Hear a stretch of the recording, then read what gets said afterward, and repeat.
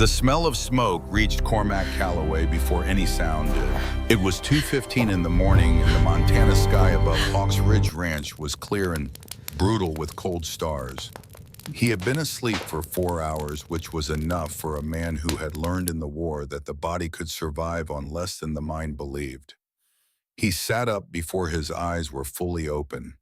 The smell came through the window gap he left cracked even in autumn, a habit from his years as a scout when closed windows were how men got killed. He crossed the floor without lighting a lamp. He took the rifle from the wall peg before he reached the door. The yard below was orange. The eastern barn was burning. The hay inside caught the way dried summer grass catches when someone has helped it along. Not an accident. The fire had too much confidence for an accident. It spread with the purposeful hunger of flame that has been invited. Out past the corral fence at the dark tree line, where the ponderosa pines began, shapes moved between the trunks. Deliberate shapes, shapes that had been waiting. Cormac pressed two knuckles against the wall that divided his room from his brother Birch's. One knock, 1 second of silence. One knock again.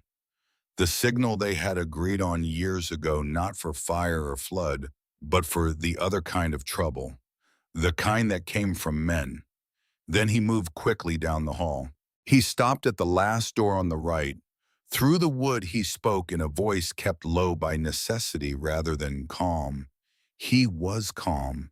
He was always calm in moments like this. It was afterward that cost him.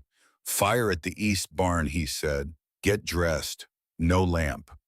A pause from inside the room, then a quiet sound that told him she was already moving. He went downstairs.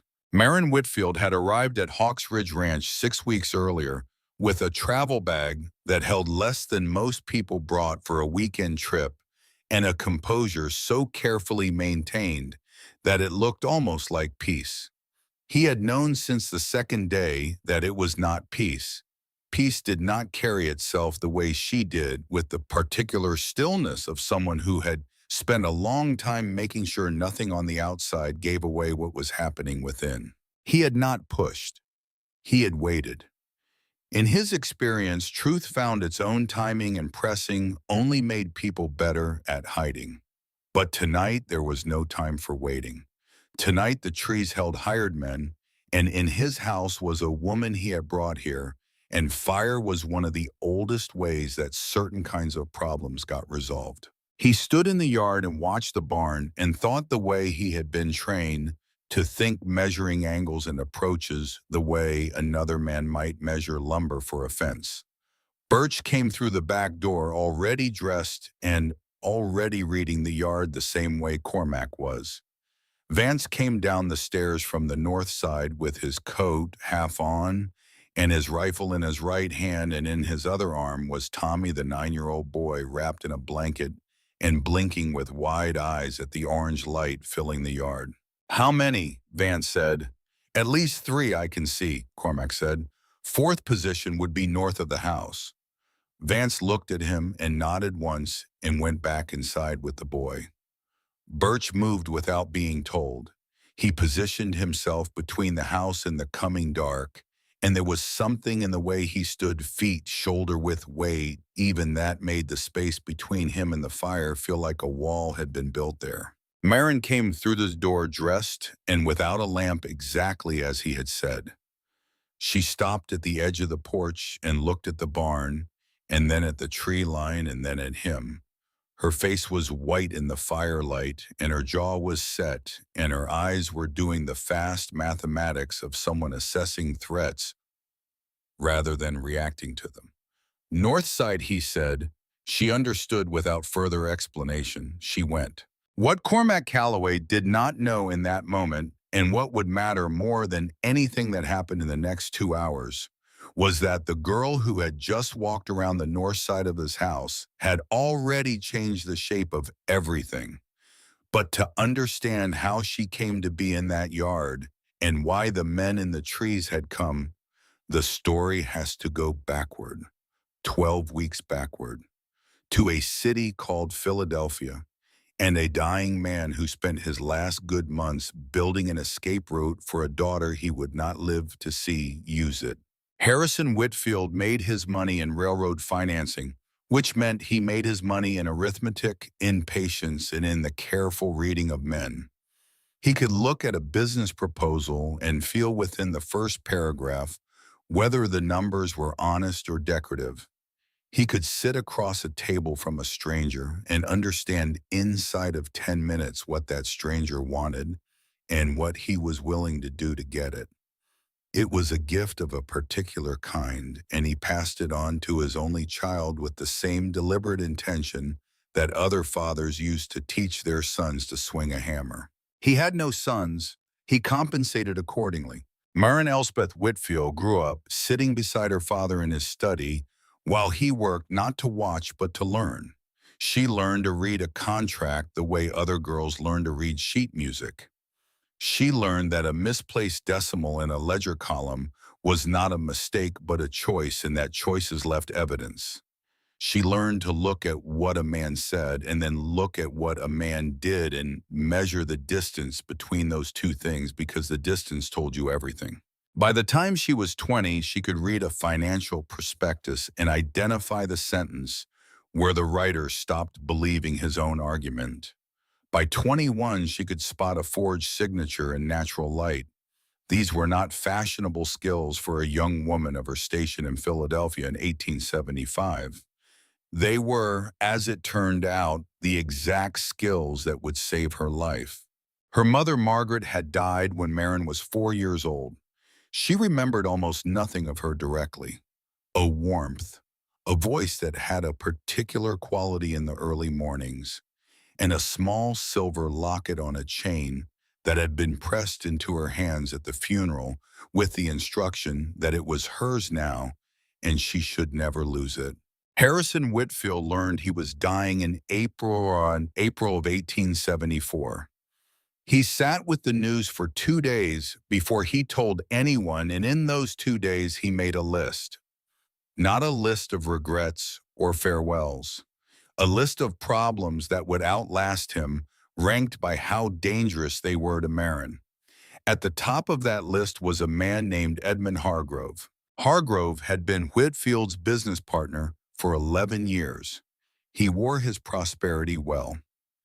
He had a Philadelphia lawyer's gift for speaking at length while committing to nothing. He smiled with genuine warmth when it served him, and with equally genuine coldness when warmth was no longer useful, and the transition between the two states was invisible to anyone who was not paying the right kind of attention. Harrison Whitfield had been paying that kind of attention for several years by the time the doctor gave him his news.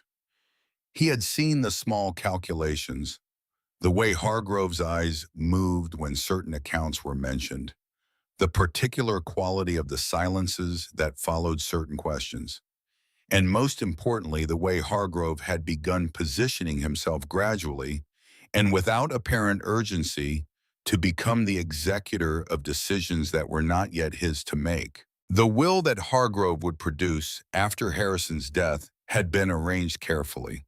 It appointed Hargrove as guardian of Maren's interests until her 23rd birthday, which fell on the 14th of November, 1876. It was witnessed by two men Maren had never met. It had not been drawn up by Alden Croft, who had handled every legal document in Harrison Whitfield's adult life. Harrison had been told that Croft had retired. This was not true. The real will, the one that Hargrove did not know about, had been drawn up by Croft in the autumn of 1872 during a business trip that Harrison had made to a small Montana town called Millstone Creek. It left the entirety of the Whitfield estate directly to Maren, including controlling interest in a parcel of mineral rights called the Eastern Boundary Tract, adjacent to a working ranch in the Montana Territory. The rights were to copper deposits that had not yet been fully surveyed, but whose value even in preliminary estimates was staggering. Harrison had registered those mineral rights in 1871 a year before his Millstone Creek visit. He had never disclosed them to Hargrove. This was not an oversight. He went to Millstone Creek because of Margaret. His wife had spent the summer of 1851 in that country before they had met working as a traveling school teacher for the homestead families settling the high country along the Bitterroot Range. She had been 23 years old that summer, not yet married, full of a particular restlessness that she never entirely lost. She spoke of that summer for the rest of her short life with an affection that went beyond nostalgia. It was the quality of love a person has for the one place where they felt most completely themselves. She had sketched the mountain silhouette from memory after coming home. Harrison had kept the sketch. When she died in the winter of 1857, he had it reproduced by a silversmith and engraved inside a locket the ridge line done in the finest lines the craftsman could manage. He had given it to Marin at the funeral.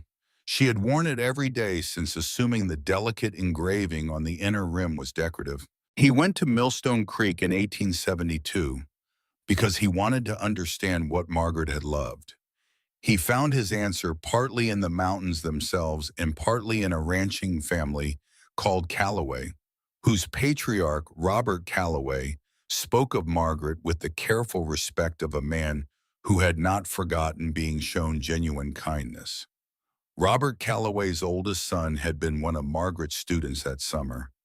The boy would have been about 10 years old, learning to read in a Montana Territory schoolroom from a young woman who had come west on a kind of faith that the world was larger than the city she had grown up in. Robert Callaway was dead by the time Harrison came to visit. His 3 sons had inherited the ranch. Harrison deposited the real will in the vault of a banker named Walter Hayes. He sealed a letter inside an envelope and wrote on the outside in his own hand that it was to be opened only when Marin Elspeth Whitfield appeared in person. He spoke to Hayes directly. He explained enough for Hayes to understand the weight of what he was being trusted with. Then he went home and made peace with dying and tried to find a way to tell his daughter what he had done. He never found the way. He died in May of 1874, and Hargrove took over the Whitfield household with the quiet efficiency of a man who had been waiting for this moment long enough to have prepared thoroughly. Marin understood the shape of her situation within 2 months of her father's death. She did not understand all of it. She did not yet know about the mineral rights or the real will or the banker in Millstone Creek who was holding an envelope with her name on it. But she understood that the life she was living had become a managed space and that the management was not in her interest. The loyal staff were replaced one by one. The household accounts, which she had always been allowed to review, were no longer available to her. Her correspondence was handled through Hargrove's office. When she asked questions, the answers were smooth and unhelpful. Hargrove himself was unfailingly courteous. He was the kind of courteous that costs nothing and means nothing, the courtesy of a professional. In January of 1875, a letter arrived inside a package of books sent by a distant cousin in Virginia. The cousin had no idea what she was carrying. The letter was from Alden Croft, written in the careful handwriting of an old man conserving energy. He told her 3 things. The will Hargrove had produced was not the will Harrison Whitfield had intended. The real will was held in a bank vault in Millstone Creek, Montana, by a man named Walter Hayes. And there was a family called Callaway who ranched outside that town, whose name her father had trusted enough to use as a landmark for her safety. He wrote that he was dying in Denver and that he was sorry he had not found a way to reach her sooner. He wrote that her father had been right about her. And at the bottom of the letter, in a postscript that was slightly harder to read, he had written, "Find the Callaway Ranch. Your father knew those men." Marin read the letter 4 times. Then she folded it into a square small enough to fit inside the lining of her heaviest winter coat and stitched it closed with neat, even stitches. 3 weeks later, Hargrove announced that he had arranged her marriage. The man was named Jasper Crane. He ranched in the Montana Territory. Beyond that, the details were vague in ways that were not accidental. Hargrove spoke of the arrangement with the measured enthusiasm of a man performing concern for another person's happiness while calculating something else entirely. What Marin understood was the mathematics.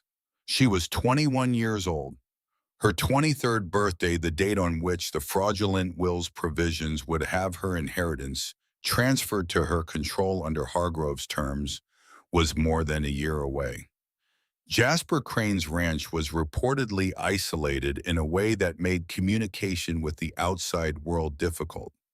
The frontier had a particular reputation for resolving inconvenient women through what was recorded as accident or fever, or the simple difficulty of distance. Hargrove had arranged the problem's disappearance. He simply used a marriage certificate instead of whatever cruder method he had considered and rejected. What Hargrove did not know was that Marin had already been in correspondence with a ranch outside Millstone Creek for 2 months. She had found the advertisement in a newspaper that made its way into the household through the back kitchen, brought by the cook as packing paper. It was 6 months old, but the address had not changed. The advertisement was brief and plain spoken. It came from a man named Cormac Calloway, who was looking for a woman of practical disposition and good character for the position of wife at a working cattle ranch. No dowry required. There were 3 brothers. They were honest men who would treat a woman well. She had almost put the paper down. Then she read it again. She was not looking for romance. She was looking for ground under her feet. She was looking for a place that Hargrove had not yet reached. And the address on the advertisement was the same territory that Alden Croft's letter had sent her toward.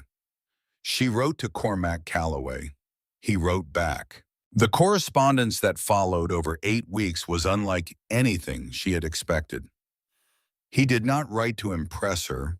He wrote the way her father had written business letters, with the assumption that information given plainly was more valuable than information packaged attractively. He told her about the ranch, the climate the work required, the size of the brothers. He asked her direct questions and expected direct answers. When she wrote that she could manage accounts and had some medical knowledge from her grandfather's journals, his response was brief. That is more than we have. It would be useful here. The 6th letter was the one she read most often. He told her that this arrangement was not romantic in the conventional sense. He had obligations to his brothers and to the land that came before everything else. But he would not bring a woman to a hard country unless he meant to keep her safe in it. That he could promise. She wrote back, honest terms are the only terms worth accepting. She confirmed she would take the autumn stage. She did not tell him she was running. She did not tell him about Hargrove or the will or the dying lawyer in Denver. She calculated the way her father had taught her to calculate, and she decided that some information needed to arrive in person in the right sequence after trust had been established by other means. Then Hargrove moved sooner than she expected, and she was put on a westbound stage with a man named Fletcher, who wore a lawyer's collar and spoke in the careful, reassuring tones of someone who had professional practice at lying.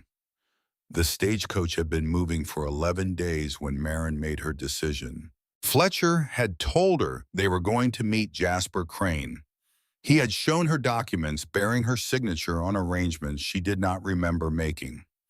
He kept a watch on her at rest stops with the casual thoroughness of someone performing a task rather than exercising authority, which told her the task had been given by someone more dangerous than himself. On the 4th day at a rail junction in Nebraska, she had gotten up from her seat on the pretense of needing water and had heard Fletcher speaking to a stranger on the platform through a gap in the station window. 2 sentences. The first was, "She will not last a winter at Crane's place." The second was Hargrove wants it settled before the December court date. She had gone back to her seat and counted her money, $14.60. She had her mother's locket. She had a letter sewn into the lining of her coat. She had a name on a slip of paper, Cormac Calloway, Hawks Ridge Ranch, Millstone Creek, Montana Territory. Her father had always said panic is just arithmetic done badly. Calculate first. Always calculate first. 7 days later, at a way station called Decker's Crossing in the late afternoon, she walked toward the outhouse behind the main building and did not come back. Fletcher called her name for 20 minutes. She heard him from behind a woodpile at the far side of the property, pressed against the rough boards, with her travel bag in her lap and her heart doing something irregular and frightened that she refused to let into her hands. She spent 3 hours in the back of a flour merchant's wagon heading north, covered by empty grain sacks, exchanging $5 for the driver's complete indifference to her presence or her reasons. When she climbed out in Millstone Creek that evening, her dress was dusty from the journey, and she had $9.60 in the particular clarity of a person who has made an irreversible choice and must now make the choice worth making. The train station at Millstone Creek was not much. A weather-beaten platform of pine boards, a roof that tilted toward the east, the smell of iron and coal mixing with the cold pine scent that came down from the mountains above the town. What the station lacked in architecture, it more than compensated for with what stood behind it, the Bitterroot Range cutting its ragged line against the evening sky, the peaks so sharp and close that they seemed less like geography and more like a statement. Marin stepped onto the platform and found 3 men at the far end of it. The tallest held a piece of paper in one large hand.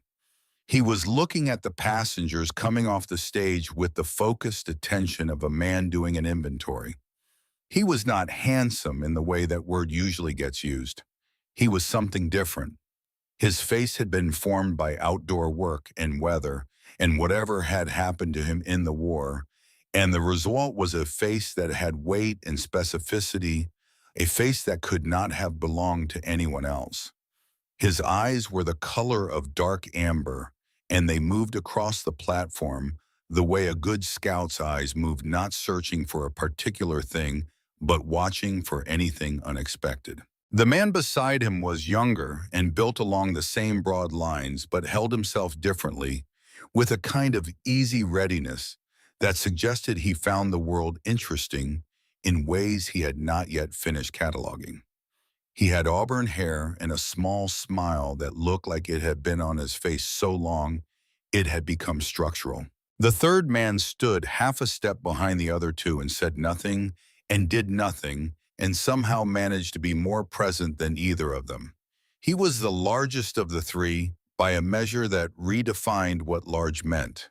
He had taken his hat off and was holding it against his chest and watching the platform with the slow, careful attention of someone who missed very little. The paper in the first man's hand said Whitfield.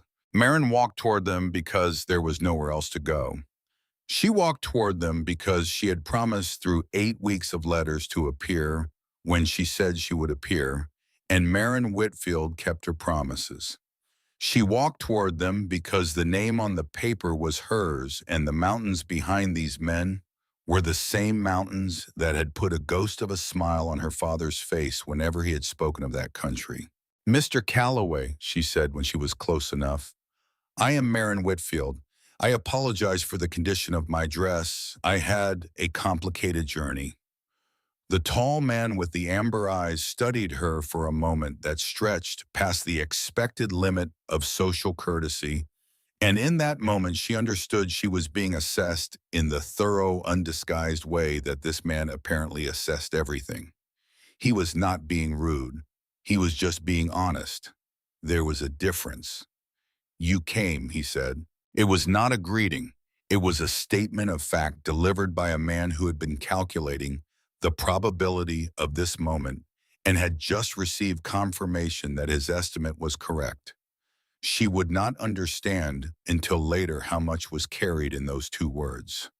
She understood only that they were not empty. The auburn-haired man stepped forward and took her travel bag with a natural ease that suggested he had done this before, and he smiled in a way that was like a door opening in a cold room. "You are the bravest person to arrive in Millstone Creek this year," he said, "and I have seen a man climb a rock face in a blizzard, so that is saying something. I am Vance Calloway." The short version of introductions is this is Cormac, who will not say much, but means everything he does say, and that is Birch, who will not say anything at all until he has made up his mind about a thing, and I do all the talking for reasons that should be becoming clear. The large man Birch said nothing. He placed his hat against his chest and gave a slow, deliberate nod that carried the weight of a more formal gesture. It was not much. Somehow it was exactly enough. The ride from Millstone Creek to Hawks Ridge Ranch took 2 hours by wagon on a road that climbed steadily into the foothills and then leveled out along a broad bench of land with the mountains above it in the valley floor below. Vance talked. Cormac drove. Birch sat in the wagon bed and watched the landscape with the attention of a man reading something written in the rock in pine and shadow. Through Vance's steady conversation, Marin learned the essential facts. The ranch was 4,200 acres of mountain grassland and timber. Their father had homesteaded it in the early years of the territory and died in 1868, leaving it to the three of them.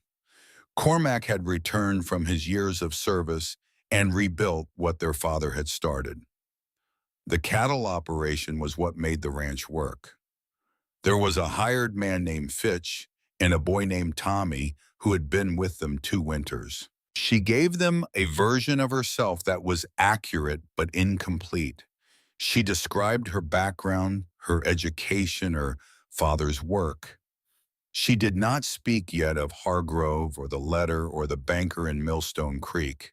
She was calculating, determining what could be safely shared with men she had known for 40 minutes in the dark on a road she had never traveled before. Cormac drove and said nothing. But twice on that ride, when the road dipped and the wagon shifted and her hand went to the side rail for balance, she noticed that his hand moved on the reins, a small adjustment that changed the wagon's path to a smoother line. It was not dramatic. He did not look at her when he did it. She was not certain he knew he was doing it. She filed the observation carefully. Birch spoke exactly once on the entire ride. As they came around a long bend and the valley opened below them, he said without preamble, "That pocket down there is where the herd shelters on cold mornings." He nodded toward a hollow at the base of a protected rock face that would indeed hold warmth longer than the open ground. Then he went back to looking at the mountains. She looked at the hollow and understood she had been given information. She stored it. Hawks Ridge Ranch came around the last bend in the road in the last good light of the evening, and it stopped Marin's breath for a moment that she kept to herself. The buildings were rough and solid and arranged with a logic that was entirely practical and entirely beautiful for being practical. The main house was 2 stories built of timber and stone with a wide porch and windows that faced east toward the mountain ridge. The ridge itself was spectacular in the fading light, its peaks catching colors the valley had already given up. "Your father built this," she said. "We built most of it," Cormac said. The word was we, not I, not father. It meant something about how these men understood themselves and their work, and she paid attention to it. Mrs. Agnes Porter was standing on the porch with her arms folded and her eyes doing an assessment that was too frank to be called anything other than what it was.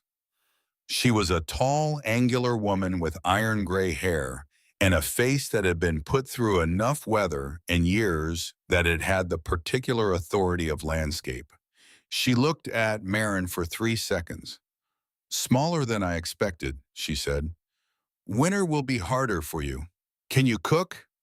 "I can learn anything." Marin said. There was a pause. That is an acceptable answer, Mrs. Porter said. Come inside. Tommy came from the barn at a dead run and stopped short when he saw Marin, his mouth forming a perfect circle of surprise. He stared for a moment with the unguarded astonishment of a 9-year-old who had not yet learned to manage first reactions. Marin solved the problem by crouching down to his level and asking him with genuine curiosity whether that was a hawk feather in his hat. Tommy talked for 20 minutes without stopping. Cormac stood at the barn doorway and watched this, and the watching was not idle. He noted things the way a scout notes things, not with judgment, but with the specific attention that stores information for later use. He noted that she went down to the boy's level rather than bending over him, that her curiosity was real rather than performed, and that Tommy was talking to her already the way he talked to the people he trusted. He went to check on the horses. After dinner, after Tommy was in his room and Mrs. Porter had gone, Cormac stood up from the table and walked out to the porch without saying anything. He stood there long enough that his intention was clear. Marin followed. The Montana night was cold in the specific way of high country autumn, a cold that had no meanness in it, just clarity. The stars were many and close in the way they never were in the city, and the ridge to the east cut its ragged line against the lesser dark of the sky. I don't work at things I don't understand, Cormac said. He was looking at the ridge. I think there are things you haven't told me. It was not an accusation, it was the same tone he used to describe terrain, a statement of what was present, not a judgment about whether it should be. Marin considered for approximately 10 seconds. 18 months of careful silence. 18 months of watching everyone around her and not knowing who could be trusted. And here was this man looking at the mountains, asking her a direct question in a voice that contained no performance whatsoever. She told him the shape of it. Her guardian had arranged a different match for her. There were men who would come looking. She had come to Millstone Creek not only because of his advertisement, but because she had business here that involved documents in a bank vault. She watched his face while she spoke. Nothing changed in his expression. When she finished, he was quiet for the length of time it takes to truly process something rather than simply wait for a turn to respond. How long before they come, he said. 2 days, maybe 3. He nodded once with the finality of a decision already made. Then we have 2 days to get things straight, he said. He paused for a moment. You did right to tell me. He went inside. Marin stayed on the porch in the cold pine-scented darkness, breathing it in, letting the silence of the mountain night settle into her chest where the fear had been living for so long. The man had received information about a problem that was not his problem and had responded with a question about logistics. No hesitation, no negotiation, no calculation of whether she was worth the trouble. Just how long before they come? She would not understand until much later how rare that was. She understood only that something in her chest had shifted, some tight knot of sustained fear that had been there so long she had stopped noticing it. It was not gone, but it was looser. She slept for the first time in weeks without lying awake listening to the house. On the second morning, Marin asked Mrs. Porter for a seam ripper. The woman produced one from her apron pocket, without asking, why in the manner of someone who had learned that questions delay the information that will arrive eventually anyway. Marin sat at the kitchen table with the mountain light coming through the east window and carefully worked open the stitching in the lining of her coat. She retrieved Croft's letter and smoothed it on the table and read it again. The mountains will recognize her, her father had written. She had read those words a dozen times, and each time she had understood them as metaphor, as the kind of thing a dying man writes when he has run out of practical language and reaches for something larger.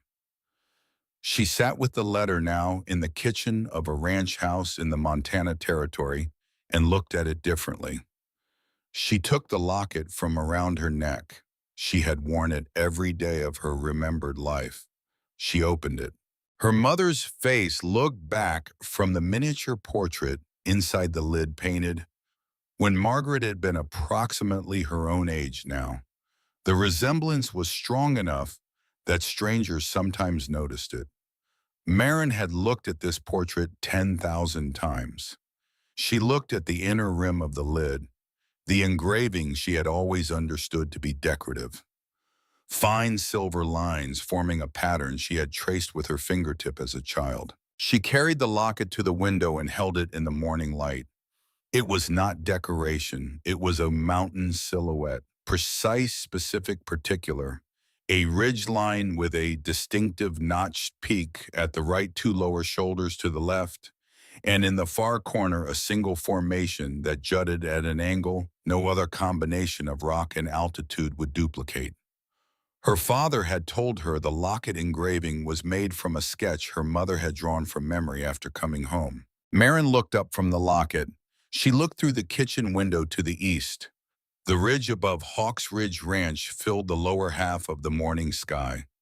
The same ridge, the same notched peak at the right, the same two shoulders, the same jutting formation in the corner that the locals she would learn later called the Hawk's Back. Her mother had stood somewhere on this land in the summer of 1851 and looked at this ridge and found it beautiful enough to carry home in her memory and have reproduced in silver.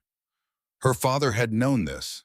Her father had put the escape route here in the country her mother had loved on land belonging to a family that had treated her mother with kindness when she was a young woman far from anything familiar. Marin stood in the kitchen with the locket open in her palm and the ridge filling the window and felt something she had no precise name for.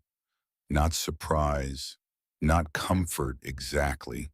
Something more like recognition, the feeling of a piece moving into its correct position in a pattern that had been almost visible for a very long time. She was not in a strange place. She was in the right place. Her father had aimed her here with 3 years of careful preparation, and she had found it, and the mountains were the same mountains her mother had looked at when she was Marin's age, and had felt apparently something very much like this. The days that followed settled into a rhythm that was new but did not feel foreign. She could not ride. Vance taught her with the patient enthusiasm of a man who genuinely enjoyed the process of watching a determined person learn something difficult. The first 3 sessions were educational in the specific way that falls and near falls are educational. The fourth showed genuine improvement. By the end of the second week, she could manage the most even-tempered horse in the remuda without losing her dignity, though the definition of dignity had expanded considerably. She could not cook for a working ranch. Mrs. Porter addressed this with the brisk pragmatism of a woman who had no time for sentiment but considerable patience for effort. There was a running commentary that moved between criticism and something that functioned as approval without ever using that word, and the gap between those two modes narrowed week by week. What she could do, she demonstrated on the 4th day. She asked Cormac if she might look at the ranch accounts. She framed it as an offer of help rather than an implied critique of what was already being done. Cormac set a box of ledger books in front of her without comment and went back to the barn. She spent an afternoon with those books. In them, she found 3 pricing errors in cattle contracts that had been costing the ranch money for 2 years. She found a Denver supplier whose prices had drifted above market without anyone noticing. She found a federal grazing lease that had not been properly refiled and was therefore vulnerable to challenge. That evening, she presented her findings on a single page of clear notes organized by financial priority. Cormac read it in silence. When he finished, he looked at her across the kitchen table with an expression she could not yet fully read. The grazing lease, he said. That one matters most. Yes, she said. If someone files a claim before you refile it, you could lose the east pasture. He asked one technical question about the refiling process. She answered it. He said, we go to town Thursday. It was the most direct professional exchange she had experienced in nearly 2 years. No performance, no negotiation, no management. A man who knew cattle and land, a woman who knew contracts and numbers, and neither of them needing to explain the obvious. Each of them had something the other needed. Birch, who had been sitting in the corner of the kitchen through this entire exchange, while appearing to work on a piece of pine with his knife, set down the carving on the windowsill above the sink and went to bed without saying anything. The piece of wood, when Marin looked at it the next morning, was a small hawk with its wings spread. It had been left where the light would catch it. She did not move it. She left it exactly where she found it. Something in her understood that this was the right response to a gesture that did not require words. On the evening of the 15th day, Vance returned from a supply run to Millstone Creek. He came in quieter than usual, which Marin had learned to notice. He had a way of entering a room that telegraphed his assessment of the news he carried before he said a word. And tonight, the way he hung his coat and the particular quality of his stillness as he poured himself a coffee told her that what he had learned was not nothing. He set his cup down. He looked at Cormac first, then at Marin. Man named Fletcher has been asking around the saloon, he said, looking for a young woman traveling alone who might have come through recently. The kitchen was quiet for a moment. Marin looked at the window. The mountain ridge was a dark line against a sky still holding the last pale light of the day.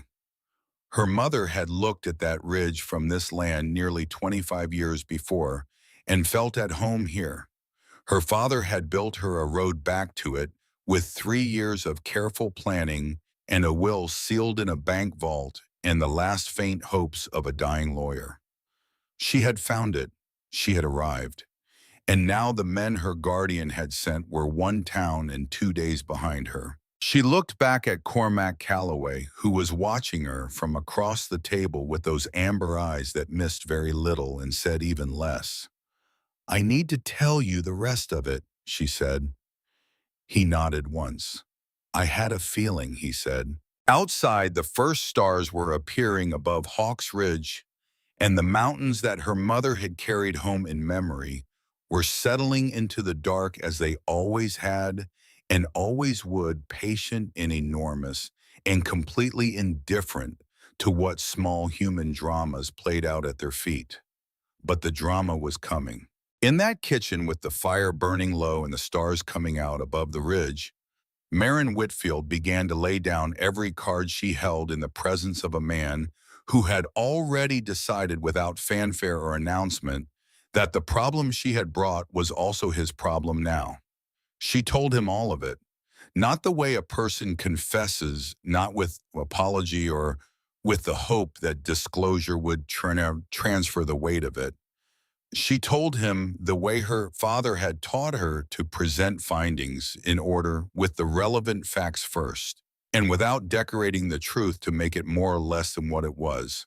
Cormac listened without interrupting. When she finished, he asked 2 questions. Both were practical. Neither was about her. The first question was about the timeline for the mineral rights expiration. The second was about what documentation she currently had in her possession and what remained in Walter Hayes's vault. She answered both. He said, Thursday, Hayes at the bank. That was all he said. He poured himself another coffee and went to work on the next day's supply list. And Marin Whitfield understood that she had just been admitted to a different kind of arrangement than the one she had originally arrived for. She had arrived as a mail-order bride. She had just become something harder to categorize and considerably more durable, a partner. The weeks following that conversation on the porch were the most physically demanding of Marin's life, and in a way she had not anticipated they were also the most satisfying. The frontier did not ask whether you were ready, it asked what you could do, and then it showed you without much patience for the gap between those two things. The mornings were cold enough that her breath made clouds in the barn. The work started before light and ended well after it. Every task had a technique developed through necessity and refined through repetition, and learning those techniques from people who had been doing them for years meant accepting that you would be wrong first and right only after you had been wrong enough times to understand why. She was not too proud to be wrong. This more than anything else was what made the difference. Cormac taught her to read the mountain weather the way he read everything, with directness and without waste. He did not explain principles. He pointed at evidence. He would gesture toward a particular formation of cloud at the ridge line and say snow by dark. He would describe the quality of a morning silence and tell her what it meant about what was coming. She learned not by memorizing rules, but by watching outcomes, by connecting what he had told her to what the sky and the land then produced. By the end of the third week, she was developing what she would come to call her own version of the same instinct. Not as sharp as his, not built from the same years of stakes, but real and growing. What she had that he did not have was arithmetic. The two of them developed a working method over the course of those weeks that required no announcement and no formal agreement. He brought the knowledge of the land and the cattle and the weather. She brought the knowledge of numbers and contracts and the patterns that could be seen when the right information was organized the right way. The combination was more useful than either alone. Both of them knew this. Neither of them said so out loud, but the knowing was present in the way they worked together, a kind of mutual respect that has nothing romantic in it and is somehow more solid for being nothing but honest. Vance watched all of this from a comfortable distance and found it the most entertaining development at Hawks Ridge in recent memory. He was not a man who interfered when something was going right on its own. Birch continued to leave small carved figures on the kitchen windowsill. A pine marten appeared one morning. A mountain goat with its horns cut clean and precise appeared the next. He never presented them or referred to them. They simply were there when they had not been there the day before. Marin left them exactly where she found them, and Birch registered this as the correct response to something that did not require discussion. Thursday came clear and cold. Cormac drove the wagon into Millstone Creek. Vance stayed at the ranch with Tommy and the livestock. Birch rode into town alongside the wagon and stopped his horse in front of the Millstone Creek Miners Exchange and Trust, and stood there with the horses and his own company, and showed no sign of finding this arrangement anything less than entirely sufficient. Walter Hayes had the office of a careful man, ledger books arranged in columns, a pair of reading glasses on a cord, the watchful quality of someone who had handled other people's money for many years and had developed a precise appreciation of what that responsibility weighed. He received Marin with the studied neutrality of a man who had not yet decided what category of situation he was dealing with. Then she said her name and told him why she had come, and the neutrality changed into something more specific. The quality of stillness that came over Walter Hayes in that moment was the stillness of recognition. He had been waiting for someone to ask this question for 3 years. She produced her 3 forms of identification, Croft's letter, with its description and account reference, the locket, and her father's personal seal on a document she had carried since Philadelphia. Hayes examined the locket with the expression of someone confirming a specific detail he had been told to look for. He compared the seal against a reference in a locked drawer and then nodded with the slow finality of a decision that had in truth been made years ago and was only now being executed. From the vault, he brought 2 things: a sealed envelope in Harrison Whitfield's handwriting, marked with the instruction that it was to be opened only upon Marin's personal appearance, and beside it a properly witnessed and notarized will bearing the date of November 1872. Marin opened the envelope. Her father's voice came off the page the way it always had, precise and affectionate, the voice of a man who planned for contingencies the way other men plan for weather, assuming it would come and making sure you had what you needed when it arrived. He told her the truth in the order it needed to be understood. The will Hargrove had produced after his death was not the will Harrison Whitfield had commissioned.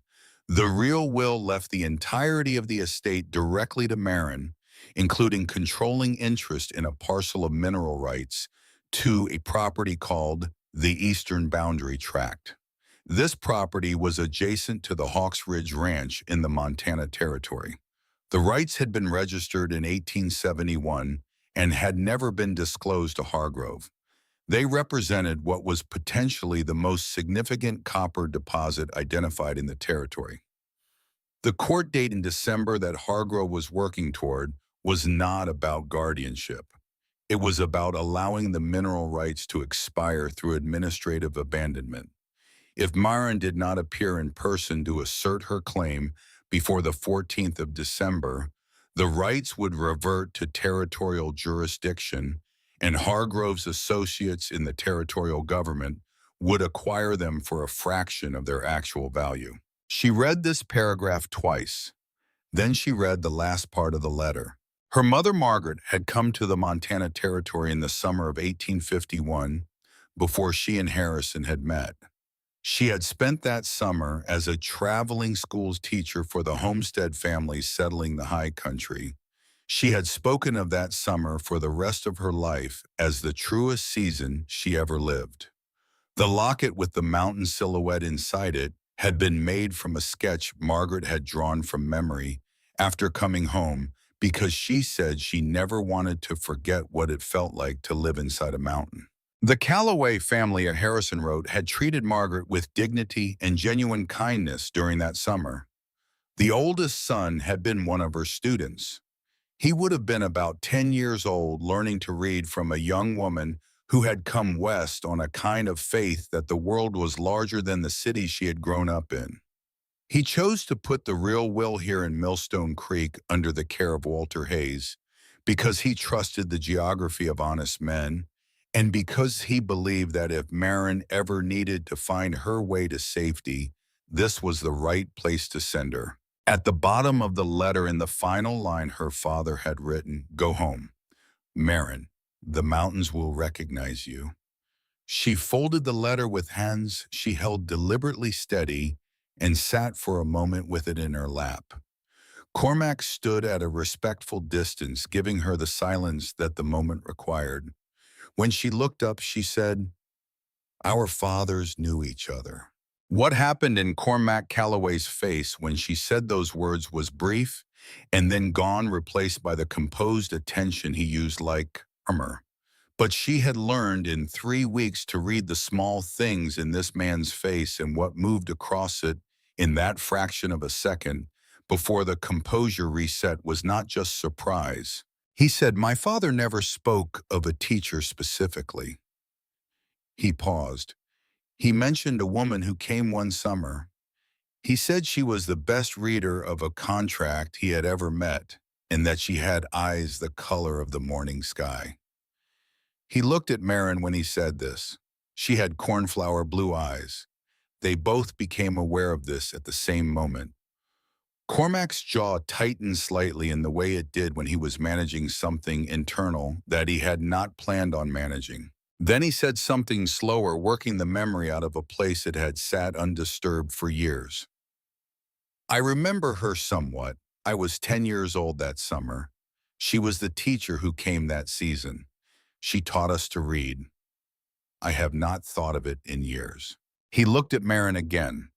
The resemblance between daughter and mother that Walter Hayes had confirmed when examining the locket was strong enough that Cormac Calloway, who had been one of Margaret's students as a boy of 10, was now standing in a banker's office looking at the shape of a memory he had carried without knowing it for 24 years. Neither of them said anything for a long moment. Hayes cleared his throat softly and mentioned that there were some additional documents relating to the property survey that might be relevant to the December filing. They went over the documents. They were thorough and professional, but something in the room had changed, some invisible weight of understanding that could not be understood. And on the ride home through the afternoon mountains, both of them were quieter than usual. And the quiet was full in the way that quiet gets when it is carrying more than silence.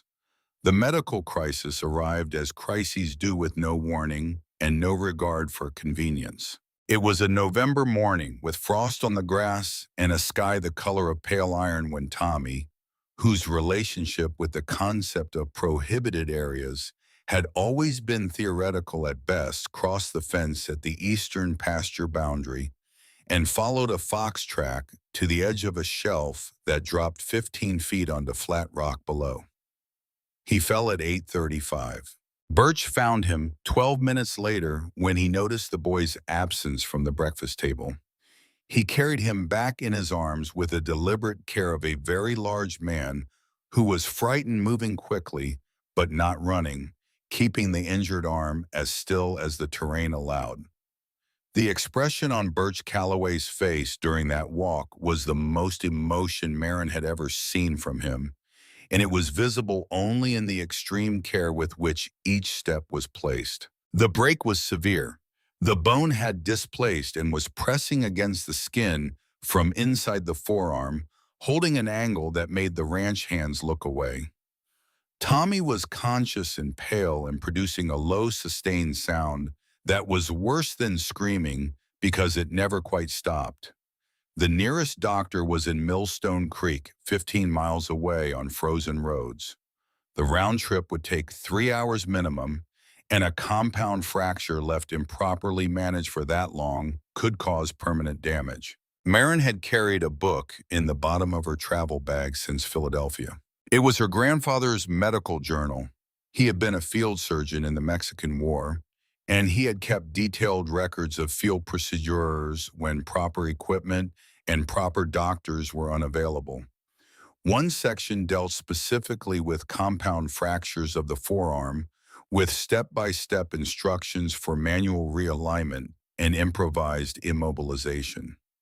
She had read those pages on winter evenings back home, drawn by the precision of the anatomical drawings and the practical intelligence of the notes. She had never performed the procedure. She had never seen it done. She went to the cabinet where she had placed the journal on her third day at the ranch, and she carried it to the kitchen table where Tommy lay, and she read the relevant pages once more, carefully the way her father had taught her to read anything that mattered. Then she told him what she needed. Boiled water, strips of leather that could be softened in the heat, straight willow branches from the creek thicket, the strongest whiskey in the house.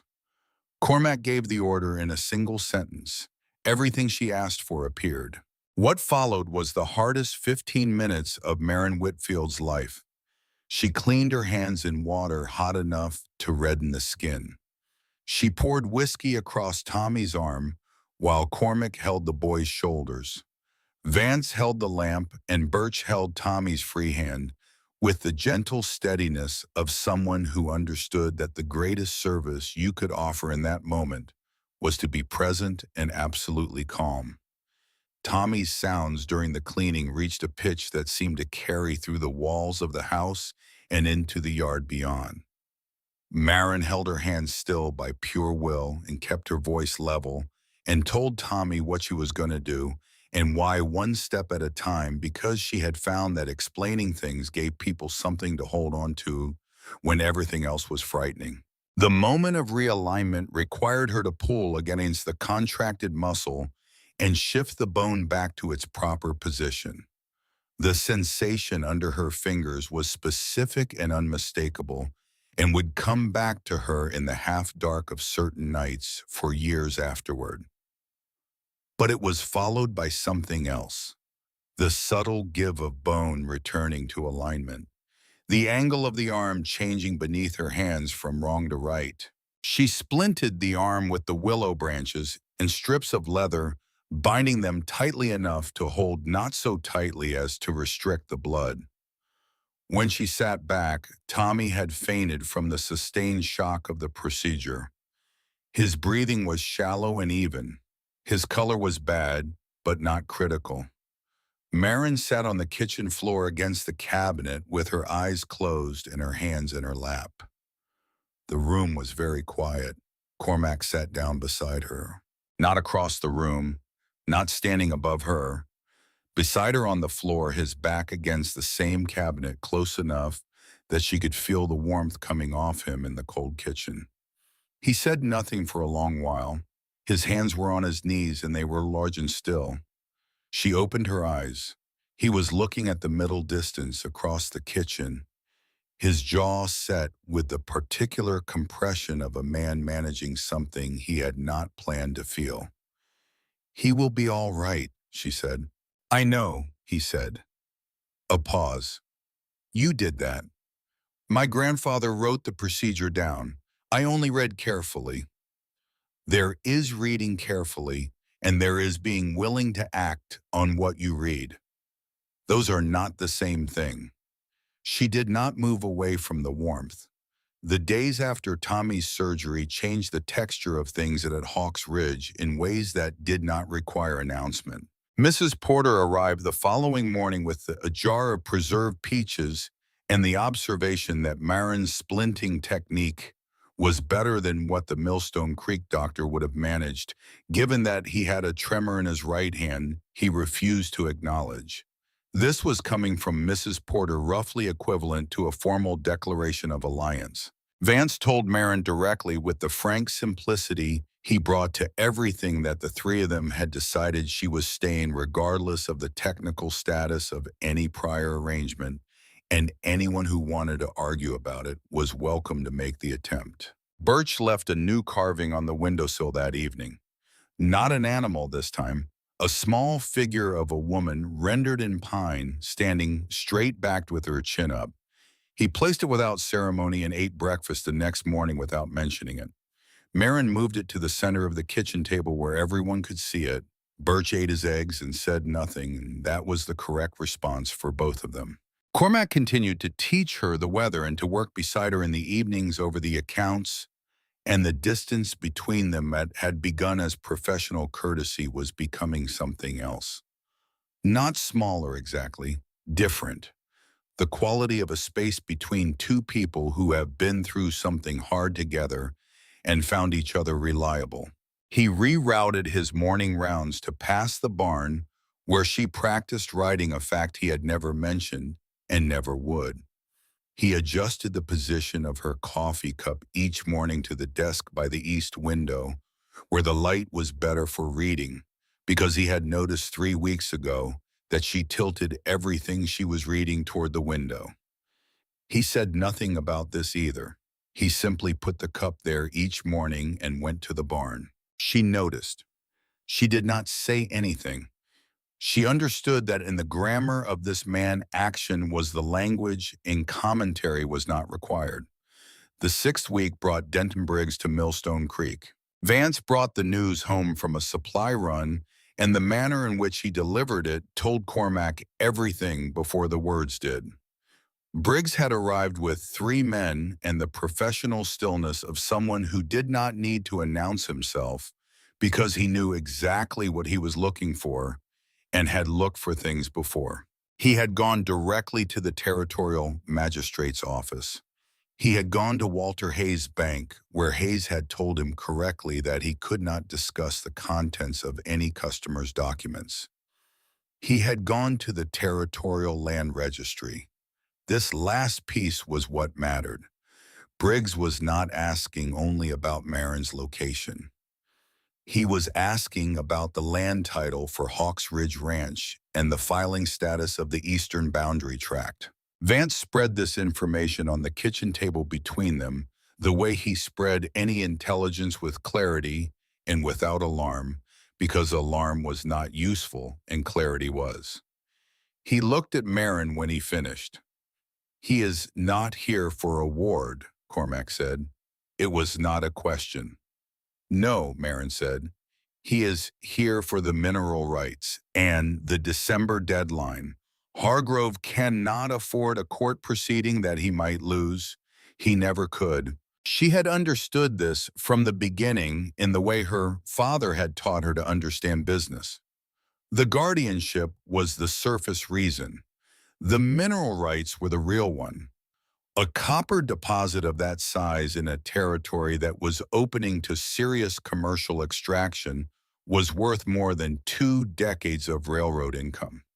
Edmund Hargrove had built an entire legal fiction to position himself to acquire it, and that fiction depended on Marin either being absent or being unable to speak in her own interest. She was present. She intended to speak. The question was how much time they had and whether Hargrove was willing to resolve the problem through methods that left no legal record. The answer came from Vance the following morning when he returned from a final check of the Millstone Creek situation. Among the supplies that Briggs's party had transported from the rail junction was a small metal case of the kind that mining operations used to ship materials that needed protection from heat, moisture, and impact. The case was not large. It did not need to be. Mining explosives. Not just fire, not just intimidation. A permanent solution to the question of who was standing between Edmund Hargrove and what he wanted. That evening, Cormac laid out the defensive arrangements with the economy of a man who had done this before in worse conditions. Vance would hold the North and West. Birch would be responsible for Tommy and Mrs. Porter if she was still present. Marin would go east toward the Rock Hollow if the house was threatened and he was not positioned to direct otherwise. She said she understood. She did. 4 nights after Briggs arrived in Millstone Creek, Cormac woke to the smell of smoke at 2:15 in the morning. He crossed the floor, took the rifle, and came downstairs to find his eastern barn on fire. The shapes at the tree line had been waiting. He pressed 2 knuckles against the wall. 1 knock. Silence. 1 knock. Then he moved down the hall and spoke through the last door on the right. And the night that the story began with was the night that was now fully itself. What followed in that yard was controlled rather than chaotic, because the Calloway brothers were not men who panicked, and Marin Whitfield was not a woman who froze. Vance got Tommy out through the second-floor window and planted him behind the woodpile with instructions that allowed for no interpretation. Birch positioned himself between the house and the men coming from the tree line, and what he communicated through the quality of his presence alone was sufficient to cause the approach to slow considerably before the first contact was made. Cormac moved through the smoke and firelight with the economy of motion that 6 years of scouting had made automatic. He put himself between the most dangerous approach angles and the house. He kept the house and the people inside it as his fixed point and used everything else as variable. When the first of Briggs's men came from the tree line, he met that approach before it reached the porch. When the second man tried the barn side, he redirected and met that one too. The bullet that caught his left shoulder came from a position he had assessed as low probability.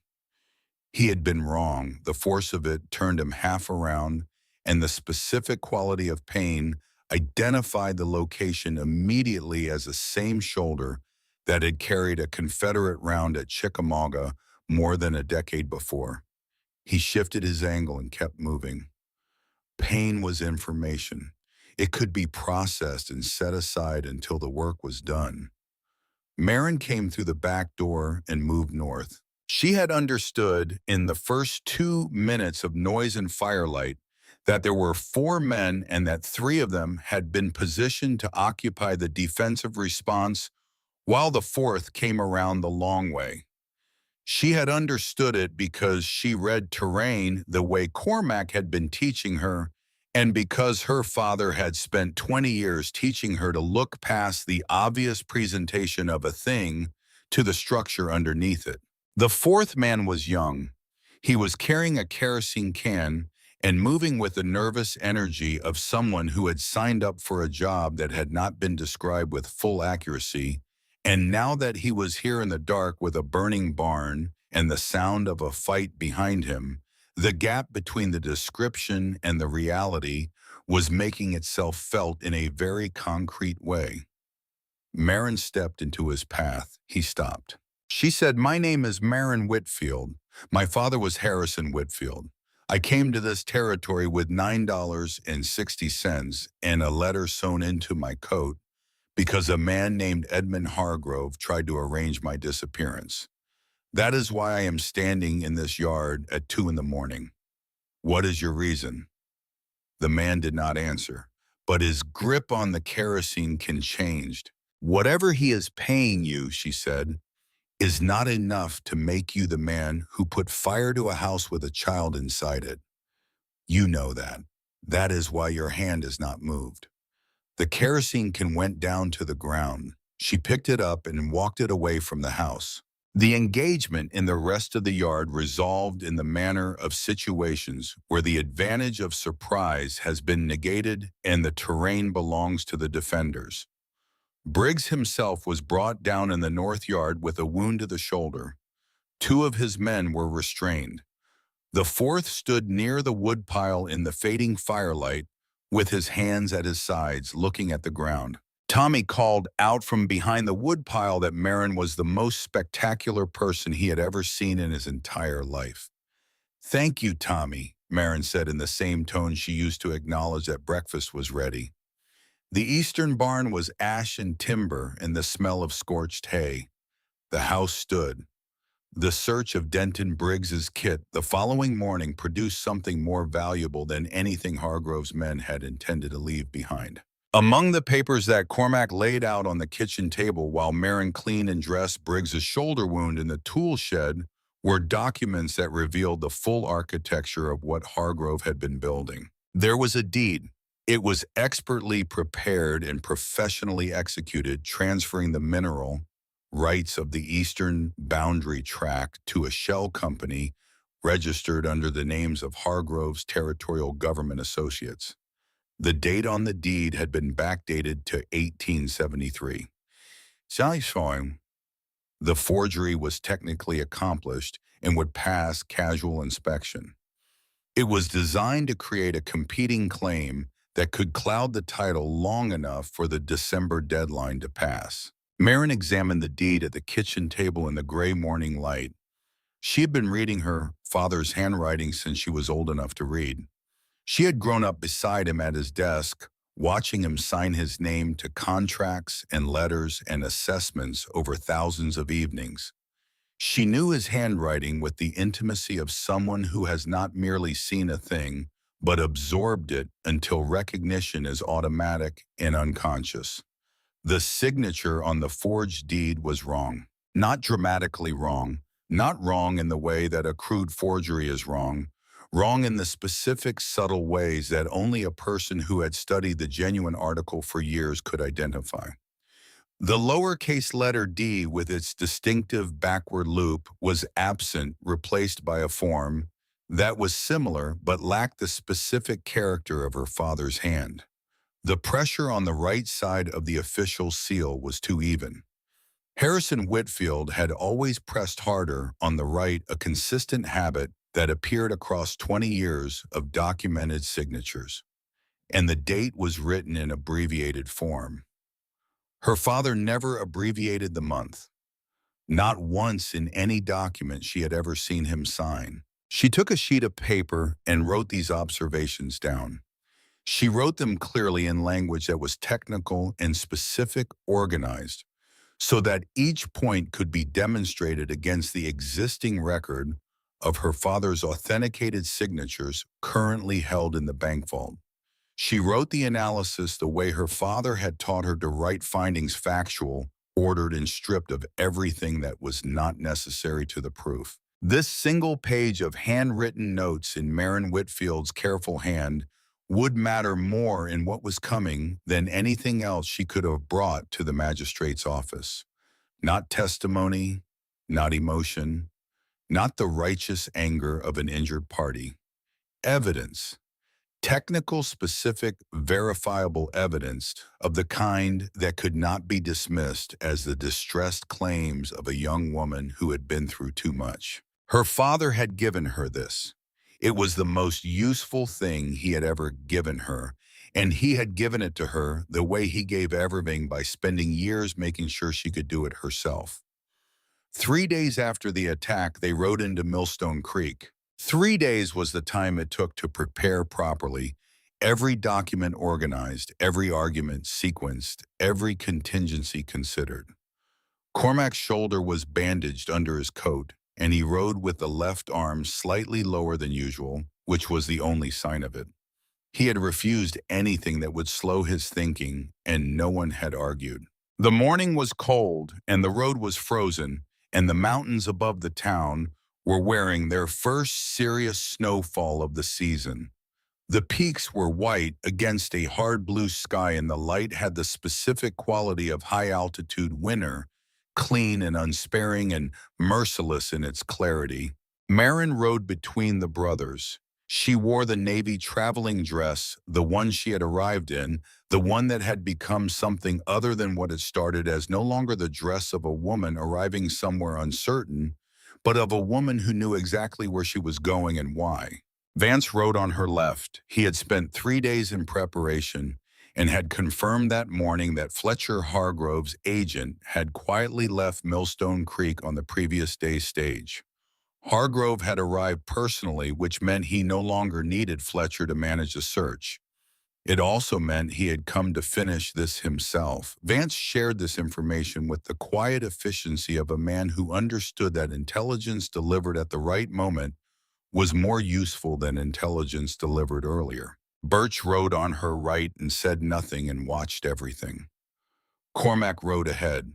When they came around the last bend above town and the main street of Millstone Creek opened before them, Marin saw the figure standing on the porch of the magistrate's office in a Philadelphia suit that did not belong to this landscape. Edmund Hargrove had not sent men this time. He had come himself. He stood in the morning light with the composed authority of a man who was accustomed to having rooms arranged to his preference, and he was watching the approaching riders with an expression that was controlled and professional, and in the fraction of a second before his professional mask fully engaged something else.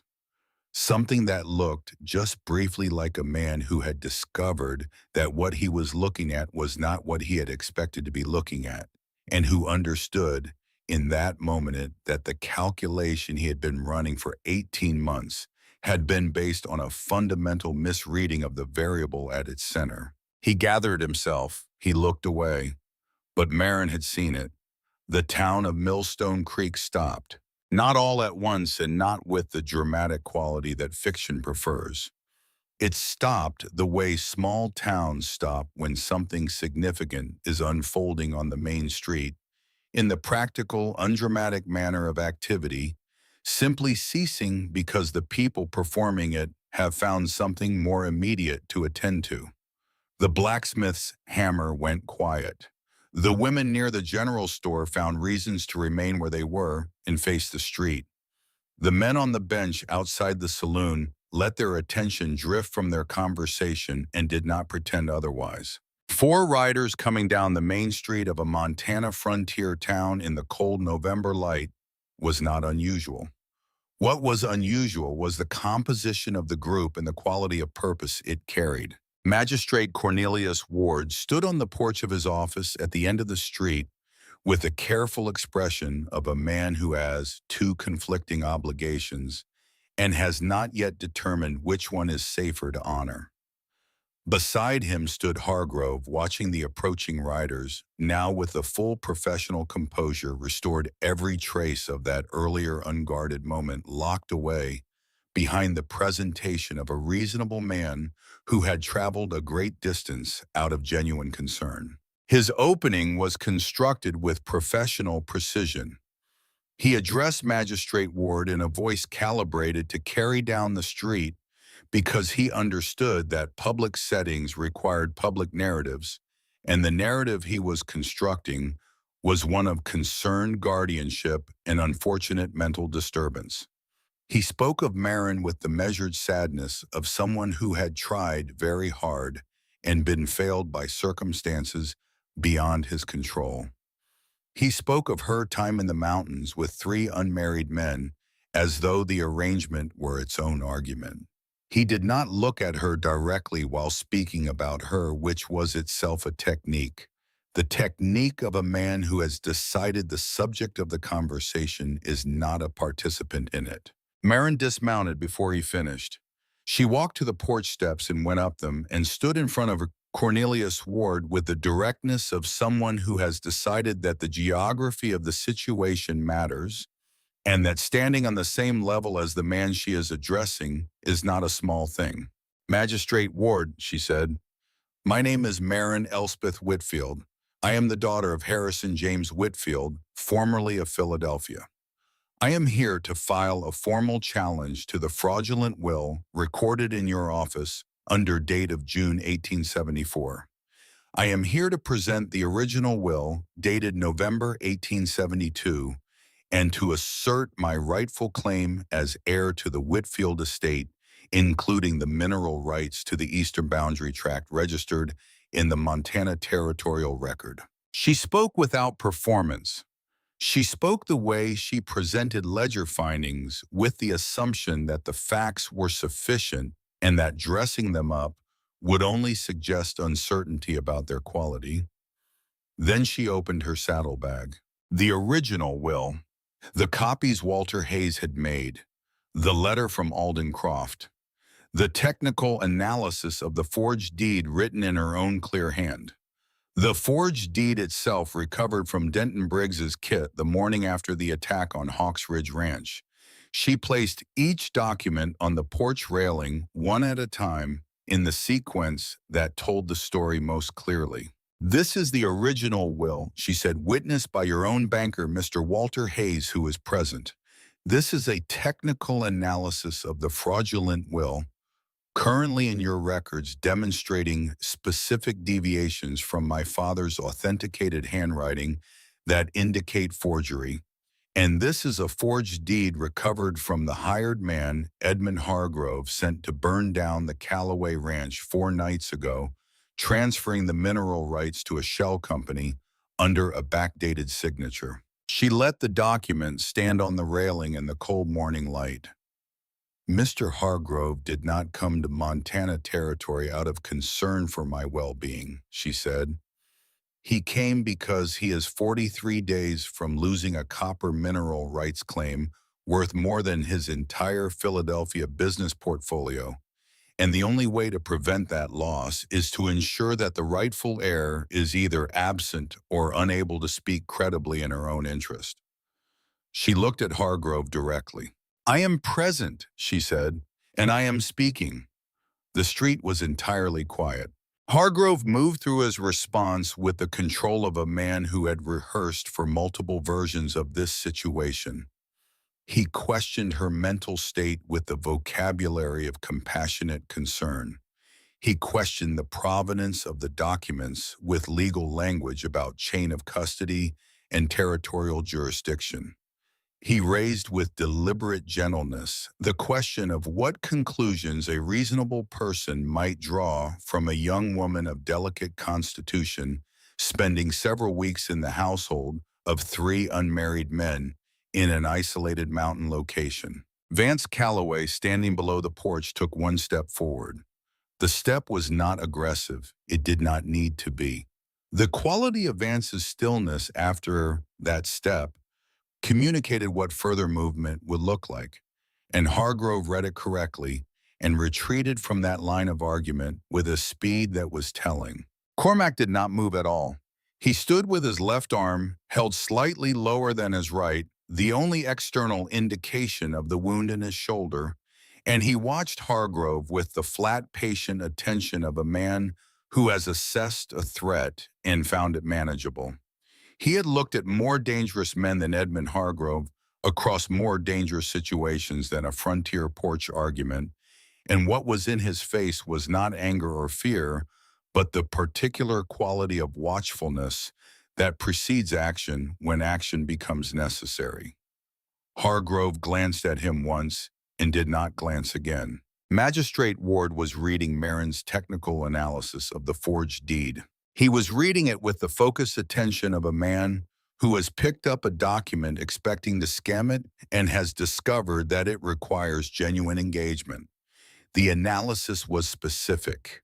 The specific points could be verified against the authenticated signatures held in Walter Hayes's vault. It had been written by a woman who had read her father's handwriting across thousands of documents over more than 20 years, and this was evident in the precision of every observation she had recorded. Ward looked up from the analysis.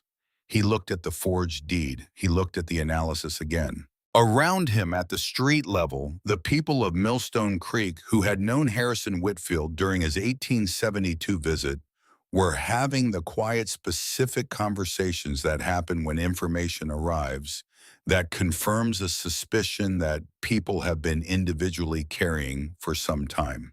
The cattle broker who had discussed survey rights with Harrison over dinner at the hotel. The feed store owner who remembered the Whitfield name on a supply order. They were comparing their memories in low voices, and the shape emerging from those comparisons matched the shape of what Marin had just laid on the porch railing. The town had its own arithmetic. It was arriving at its own answer. It was Walter Hayes who tipped the balance. He had been standing at the edge of the gathered crowd since the riders came into town, positioned with the studied neutrality of an observer, a man who happened to be present and had not yet been called upon. He stepped forward now. He did not speak dramatically. He did not require drama.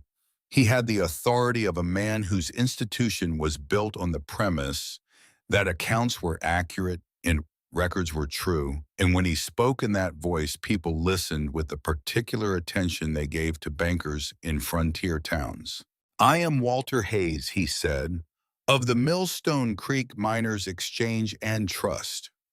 I was one of the two witnesses to the will that Miss Whitfield has presented.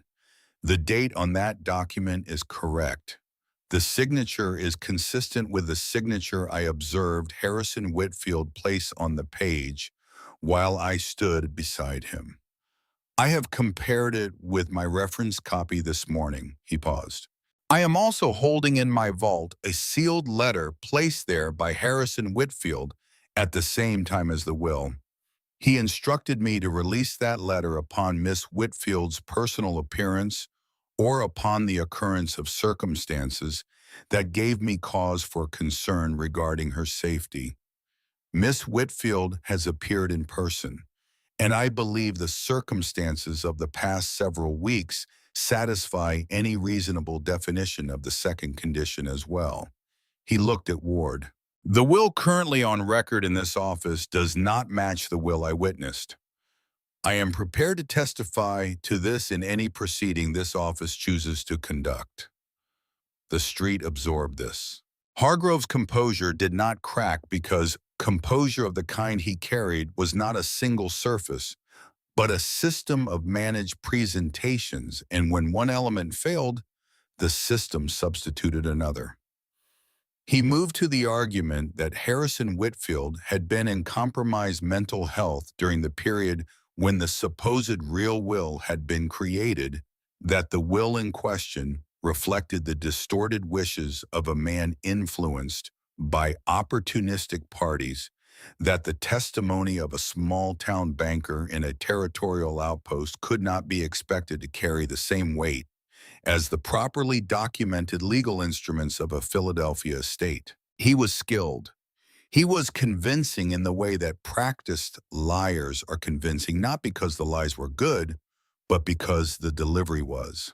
But Cornelius Ward was now doing what practical men in uncertain positions do when the ground shifts unexpectedly. He was looking at where the safer ground was. The situation had arrived at his office with a powerful figure from a major eastern city, and a set of official-looking documents. It now also contained an authenticated will, a banker's direct testimony, a technical forgery analysis, and a document recovered from a known criminal operative that connected the powerful Eastern figure to arson and conspiracy. The safer ground had changed positions entirely. Hargrove made his withdrawal with the professional grace of a man who had not yet conceded anything and would not appear to concede anything now. He spoke of the need for proper investigation of his full cooperation with legitimate processes of his continued confidence in the territorial legal system's ability to sort matters appropriately. He announced his intention to return to the Millstone Creek Hotel and make himself available for any formal proceedings. He did this smoothly. He did it with conviction. Anyone watching who did not know what they were watching might have believed that here was a reasonable man deferring to proper procedure. 40 minutes later, Ward's deputy knocked on the door of the hotel room and received no answer. The stage to the Western Rail Junction had departed at noon. The driver, when questioned, recalled a passenger who had paid a substantial premium for an early departure. Edmund Hargrove was gone. The effect of this on Millstone Creek was immediate and irreversible. A man who remains to contest an accusation retains at minimum the appearance of a man who believes in his own position. A man who flees does not. The town that had watched the morning's confrontation was now conducting its own verdict in the way small frontier communities conduct verdicts, through the mechanism of reputation and public record and the collective memory of everyone who had been standing on the street when the evidence was laid on the magistrate's porch railing.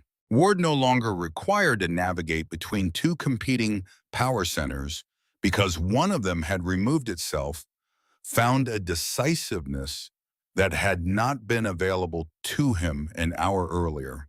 He ordered the fraudulent will suspended from the official record pending investigation. He accepted the original will's formal filing. He confirmed Marin's claim to the Eastern Boundary Tract mineral rights in the territorial record. He issued an arrest warrant for Edmund Hargrove on charges of fraud, forgery, and conspiracy, a warrant that would prove difficult to execute across territorial boundaries, but which would exist in the permanent record as a document that any court in any jurisdiction might one day find relevant.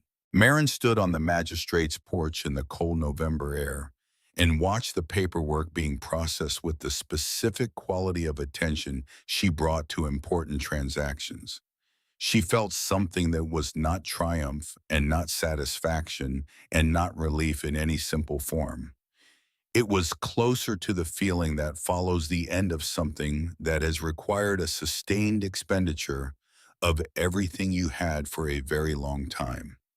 A kind of emptying out that was not unpleasant, but that needed its own moment before the next thing could begin. The estate was hers. The mineral rights were filed before the December deadline. Her father's planning had done exactly what he built it to do. What Hargrove had failed to calculate was Denton Briggs. Briggs spent the night of the attack in the Hawks Ridge tool shed, properly restrained and properly tended, his shoulder wound cleaned and dressed with the same careful attention that Marin brought to any medical situation, regardless of the personal feelings she had about the patient. Professional work was professional work. It did not require the recipient to have deserved it. By the third morning, he had made the calculation that men with his experience always eventually make when they find themselves abandoned by the party that employed them. Hargrove had sent him to do a job and had then traveled to the territory himself, which had not been part of any arrangement. When Hargrove left Millstone Creek at noon without any communication, without any plan for extracting his operative from the situation he had created, the calculation became very simple. Briggs asked to speak to Magistrate Ward.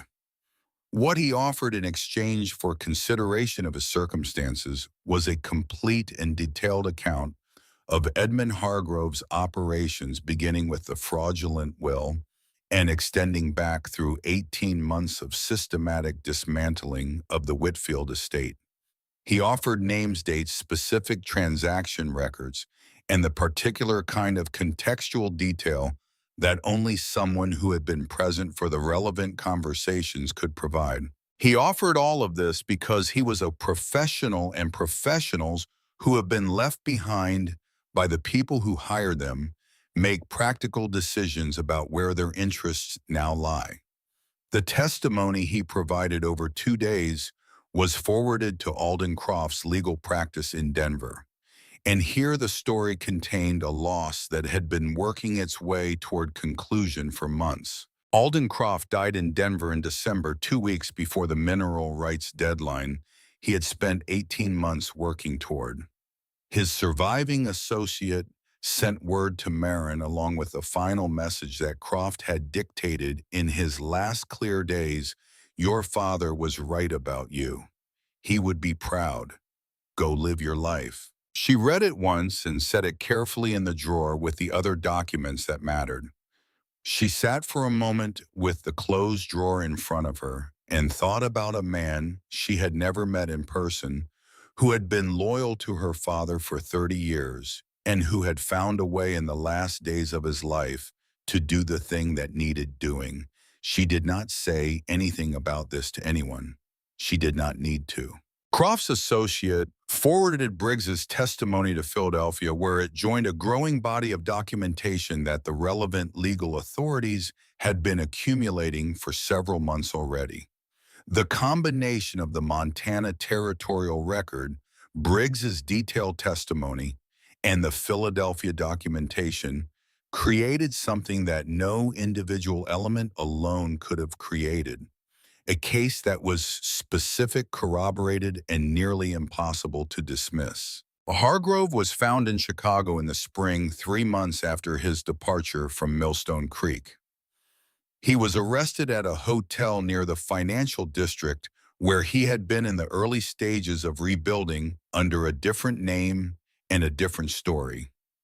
He was extradited to Philadelphia, tried in a proceeding that lasted 11 days, and convicted on charges of fraud, forgery, and conspiracy to commit harm. He did not go to prison for life.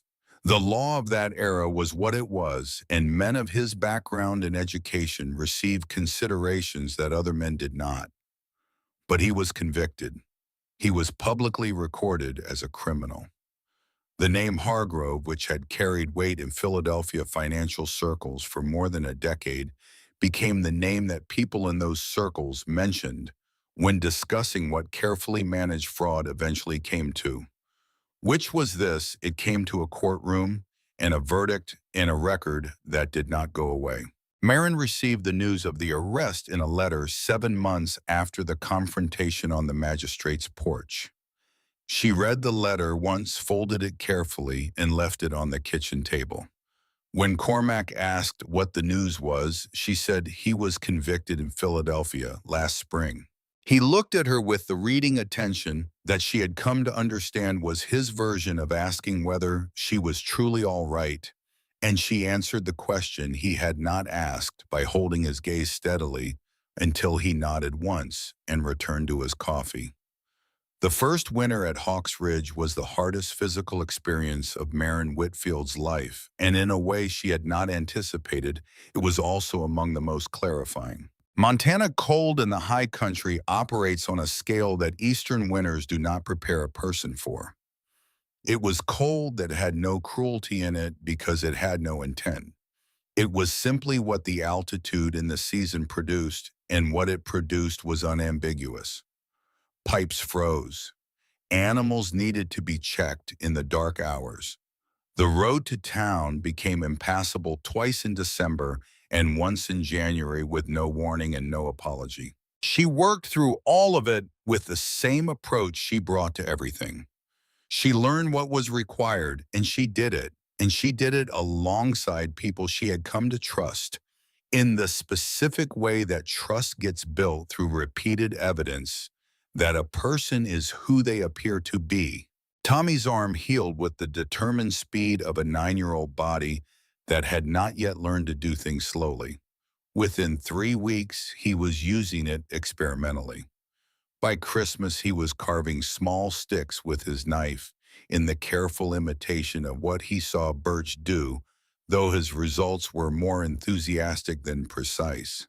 He asked Marin to help him with his reading every evening before bed, and she did, and the time had a quality of ordinariness and permanence that she had not known was what she was looking for until she had it. The mineral rights were filed before the December 14th deadline. Walter Hayes handled the territorial paperwork with the exact thoroughness that a banker who had been holding someone else's future in a locked vault for 3 years brings to the final act of doing the right thing. The eastern boundary tract became a question of what to do with it. This question occupied many evenings at the kitchen table over that first winter, spread across weeks of conversation that moved between the practical and the larger implications in the way that real decisions do when the people making them intend to live inside the consequences. Cormac talked about what extraction would mean for the land and the water and the cattle operation. Vance worked the commercial mathematics with the pensum in the patience of someone who genuinely enjoyed the problem. Birch contributed less frequently, but with the particular weight of a man who knew this specific terrain better than anyone at the table, and whose observations about what the mountain had looked like before and what it might look like after were taken seriously because they were the observations of someone who had been paying close attention for years. The plan that emerged from those evenings was careful and imperfect, and built for long-term management. Rather than rapid extraction, it was the kind of plan that required constant revision and offered no guarantees. Marin approached it with the methodical attention of someone who understood that good outcomes were not achieved but maintained one correct decision at a time. The ranch house grew slowly that first year, not dramatically. A room was added to the east side facing the mountain ridge, intended as a study and used primarily as the place where the two of them worked in the evenings, which amounted to the same thing. A better kitchen took shape over several months, designed in the collaboration between Mrs. Porter and Marin that involved substantial disagreement about proportions and produced a result that both of them recognized as better than either would have built alone, which neither of them acknowledged out loud because neither of them needed to. In November, a week after the news of Hargrove's conviction arrived, Cormac found a reason to be in the barn. At the same time, Marin was checking on the horses. He was repairing harness. She was examining a colt that had been favoring its left foreleg. They worked in parallel for a time in the comfortable silence that had become the particular characteristic of their shared spaces, the silence of two people who had found that not every moment required words. He set the harness down. "You have money now," he said, "and property. You have options that were not available to you when you came here." He did not look at her when he said this. He was looking at the harness on the bench. "I want to ask you what you want to do, not what is practical or what makes sense, what you want." This was the question, not a dramatic question, not a question with flowers or speeches or borrowed language. The direct question of a man who had decided that the most respectful thing he could offer was the genuine freedom to choose, including the freedom to choose away from him, and who was asking it directly because he did not know how to ask anything any other way. Marin looked at the mountain through the small barn window.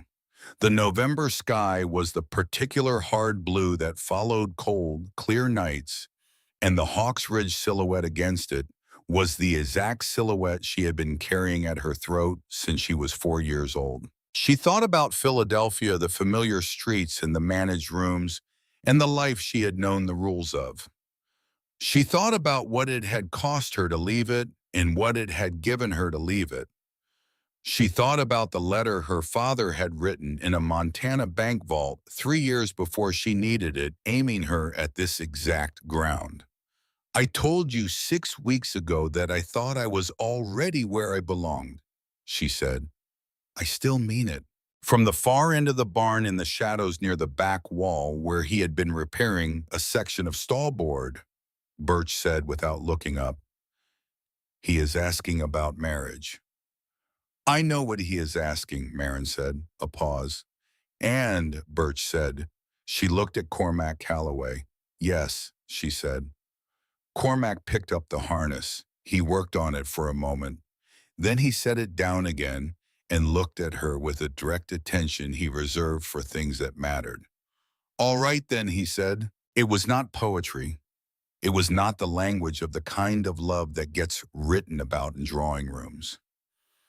It was the language of a man who said what he meant and meant what he said and had just received the answer he had spent weeks deciding whether to ask for. Birch left the barn without announcing his departure.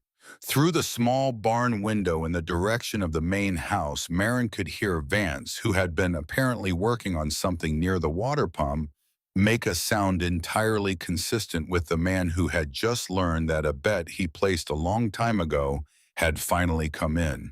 The ceremony was held in late spring when the high country had concluded its annual negotiation with winter and permitted grass and wildflowers to return. Millstone Creek's church was small and the guest list was not long, but the attendance was higher than the building's capacity suggested because the people of the town had their own relationship with the events of the preceding months, and many of them had opinions about how those events should conclude. Mrs. Porter had been asked her view of the match 3 weeks earlier. She had considered it for approximately 2 seconds and said, "It is about time," and I told him 3 years ago that he needed a wife, and as usual, I was right.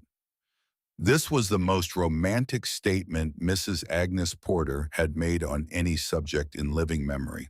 Vance served as best man with the cheerful precision of someone who had been preparing for this role since approximately the 3rd week of Marin's residence at Hawks Ridge, and who took his supporting responsibilities seriously enough to have thought through everything that could go wrong and arranged for most of it not to. Birch stood at the front of the church in his best shirt with the expression of a man who was genuinely happy and was attempting to determine whether there was something specific he was supposed to be doing with his hands. He had decided there was not and was standing accordingly. Tommy sat in the front row beside Fitch, the hired hand, and provided a continuous low commentary that Fitch received with the philosophical silence of a man who had over 2 winters made his peace with living in a house where noise was the condition and quiet was the exception. Marin stood at the front of the church in a dress the color of winter cream wool that Mrs. Porter and she had made together over 3 evenings in a collaboration that had felt at certain points like 2 people arguing about architecture and producing at the end a building that worked. It was not the Navy traveling dress. That dress was the dress of a woman arriving somewhere. This was the dress of a woman who had arrived and intended to stay.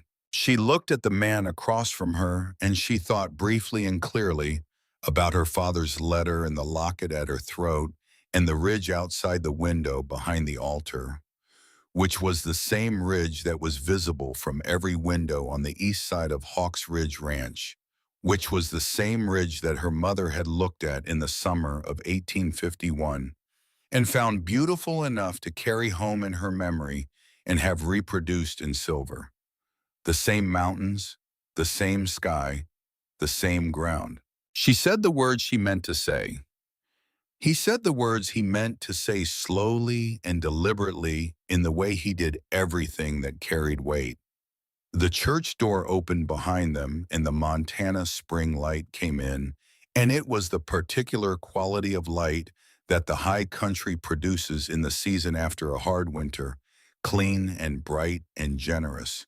The light of a landscape that has endured what it always endures and emerged unchanged. When morning came, everything had changed, and also nothing had changed because what they had built together over months of ordinary did not need a ceremony to make it real. The ceremony only named what was already true.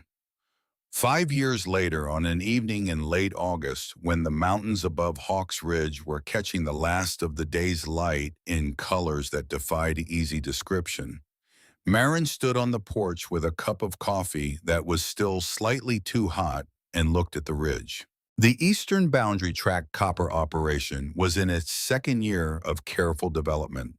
12 men from the surrounding territory worked the claim under a management structure that had been built slowly and revised often.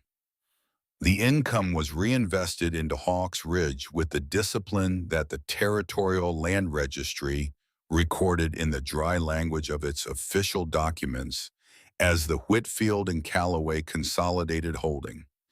It was not a fast fortune, it was a sound one built the way her father had built things, on the assumption that what endured was worth more than what was quick. The kitchen windowsill held 11 small carvings in pine. Birch was working on a 12th, Tommy 14 years old now, and occupying a space between boy and young man that he navigated with the energy of both, could manage a cattle inventory, assist at a calving, and argue the constitutional standing of any current territorial legislation with the committed intensity of someone who had been reading too much political history. He had asked in the spring with the careful bravery of a boy who had been thinking about something for a long time and was not sure of the answer, whether being adopted could be made official rather than understood. Cormac had looked at him and said without hesitation that was always the plan, Tommy. This was not entirely accurate, but it was accurate enough for everything it needed to do, and Tommy had accepted it without question and gone back to whatever he was doing with the lightness of a person who has received confirmation of something they needed confirmed. The adoption papers had been filed properly with the territorial court. They sat in the same drawer as the original will, and the copy of the mineral rights registration, and the letter her father had sealed in the bank vault 3 years before she needed it, and the brief note from Alden Croft's last dictation. She kept these documents together because taken together they told the story of a man who had loved his daughter enough to spend what time he had left building a road she did not yet know she would need to travel, and who had been right about enough of it that she had arrived at the end of it standing in this exact place. Marin stood on the porch in the August evening and looked at the ridge and thought about her mother. Margaret had stood on this land in the summer of 1851 as a young woman not much older than Marin was now, far from everything she had grown up with, teaching children to read in the high country of a territory that was still being figured out by everyone in it. She had found something here that she spent the rest of her life carrying with her. She had given the shape of it to her husband, who had given it to a silversmith, who had given it to a locket which had hung at the throat of a daughter who had worn it for 22 years before she understood what she was wearing. Her mother had loved this place. Her father had known that. He had used it. He had built his daughter's escape route on the ground that her mother's memory marked as home, and he had aimed her here from a bank vault with a sealed letter and 3 years of careful planning, and he had been right about nearly all of it. The footsteps on the porch boards behind her were Cormac's, recognizable in their rhythm, the way a familiar voice is recognizable before there is any other identifying information. His hand settled on her shoulder, warm in the evening chill, and he stood beside her and looked at the ridge with the same attention he brought to everything that he cared about. Neither of them spoke. Below, inside the house, Tommy was explaining something to Vance at considerable volume and with the full commitment of someone who has recently learned a fact and intends to share it with everyone who will stand still long enough. Birch was somewhere in the quiet carving. Mrs. Porter had left a note about the winter supply order on the kitchen table. The mountains above the ranch were doing what mountains do in the long August evenings, burning slowly through the spectrum of available color with the patience of things that measure time in larger units than any person can hold in their mind at once. Marin turned the locket over in her hand. She opened it. Her mother's face in the miniature portrait, the face that looked enough like her own, that strangers sometimes noticed. And on the inner rim, the engraved ridgeline, fine as thread, patient as stone, the exact silhouette of the mountain she was looking at right now. Her father had written, "Go home, Marin. The mountains will recognize you." He had been right. She closed the locket and felt Cormac's hand warm on her shoulder and listened to the sound of the house carrying on behind her, the argument and the carvings and the note on the table, and all the ordinary evidence of a life that was genuinely daily completely hers. This was what her father had built for her. This was what she had found, and it was enough. More than enough. It was everything.